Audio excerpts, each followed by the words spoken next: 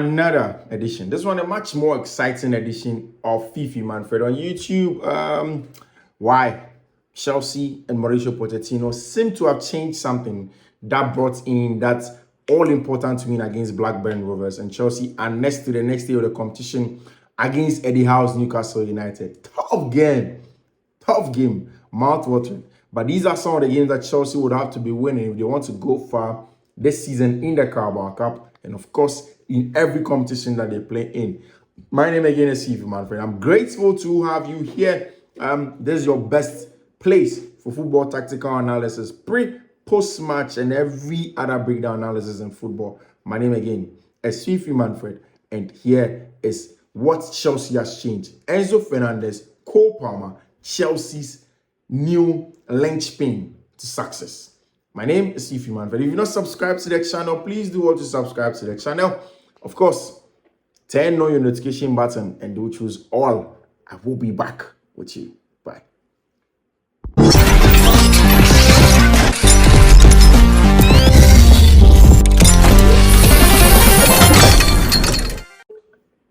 Chelsea played in the Carabao Cup, round of 16 versus Blackburn Rovers.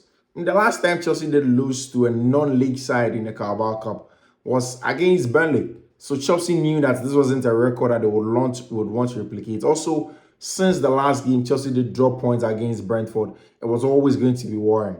And I remember in the pre-match analysis, I stated incessantly, and I was hitting hard on it, that you know what, this game is going to be tough for Chelsea because Blackburn Rovers do play exactly like how Brentford do play. They play like how West Ham do play. They play like how Aston Villa do play. So it's going to be a tough game for Chelsea Football Club.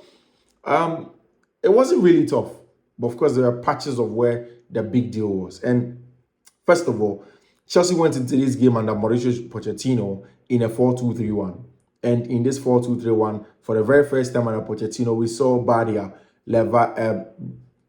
Badiashile at the back with Axel Disasi. It was a reunion between the two who had played at Monaco for a very, very long time. And in my opinion, Badia is the most calm, composed centre-back on the ball in the league. So calm on the ball, so patient, and he's able to find those line-breaking passes and vertical balls. The reason why I've consistently said that I would love to see Levi Colwill and then Benoit Badiashile is because both of them are manipulators of the ball. They also interpret the space very well on the ball, such that they're able to pick out those passes very, very well. So I would love to have them.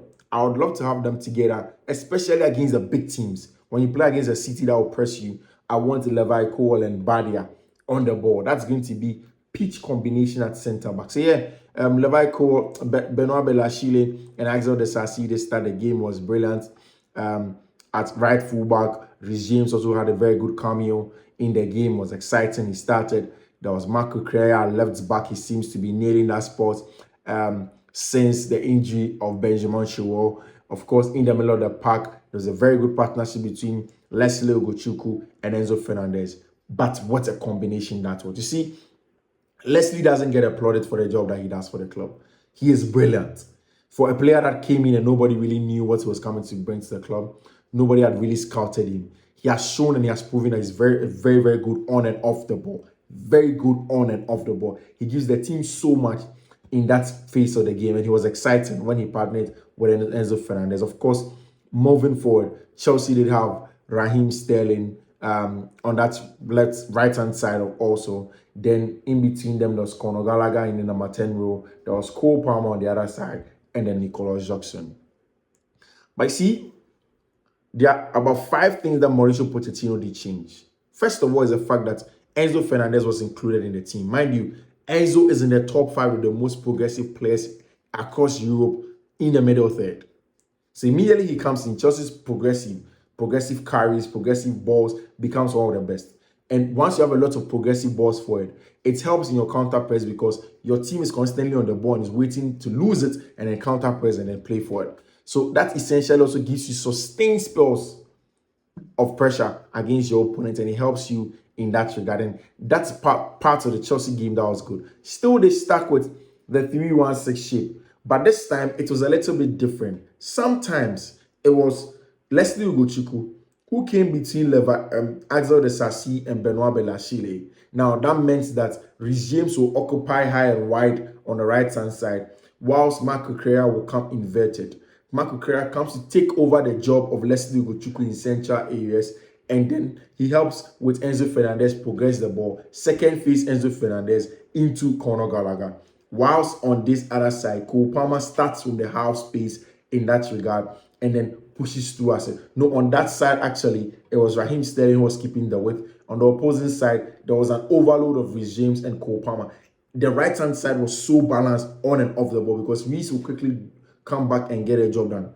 Again, also in build-up, one of the things that Chelsea did brilliantly in this game is the fact that there were times where instead of having the three men being three players, three outfield players, it was actually Robert Sanchez, Desassi, and Benoit Belachile, when sometimes you would have your man Cucurella inverted and also having Leslie Ugochukwu in the first phase and then Enzo Fernandez. That helped Chelsea in the part of the progression, the first phase where they had to overload central areas, because you realize that there were points where Blackburn Rovers were sitting in a 4-1-4-1 shape. Now, what that did was that in central areas, Blackburn may have an average of about 4 players in the middle of the park. Then you need to deal with their overload in the middle of the park so that you can play through them. And that is one of the ways to get it done. Anytime Blackburn Rovers stuck in that 4-1-4-1 shape, now you have Robert Sanchez making sure that he sticks in between the two centre backs, and then Mark Cucurella inverts into the middle of the park. Whereas you have Rhys James keeping the weight on the other side. Then Cole Palmer coming into the half space. Then Raheem Sterling keeping the weight, staying high and wide on the far side, so that Conor Gallagher will be on the left half space for Chelsea Football Club. So the shape was brilliant.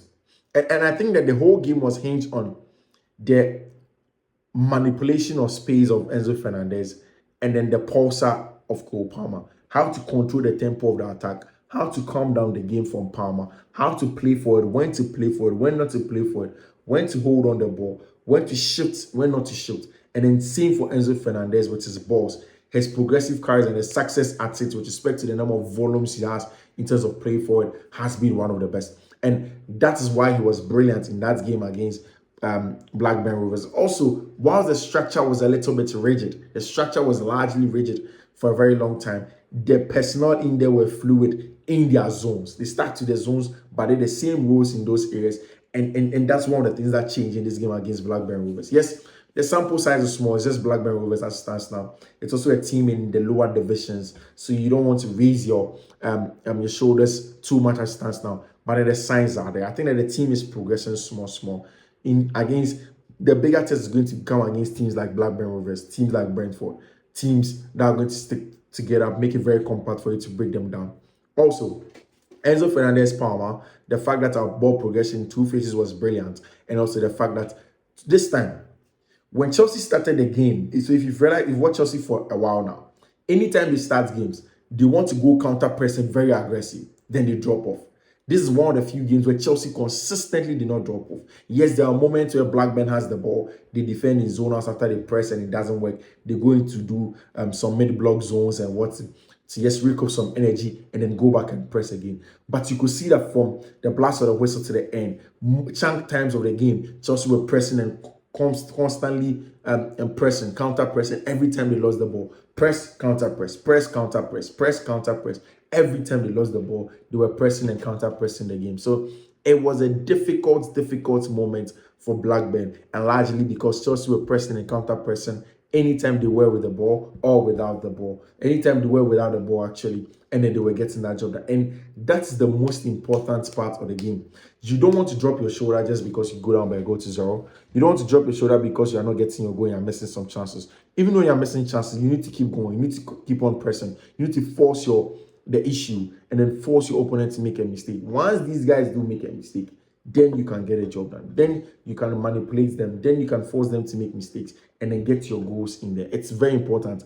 And that's exactly how Chelsea played in that game against Blackburn Rovers. Yes, a set piece goal from Benoit Belachile. And that's exactly what Chelsea have also been missing. Somebody in the box is a threat.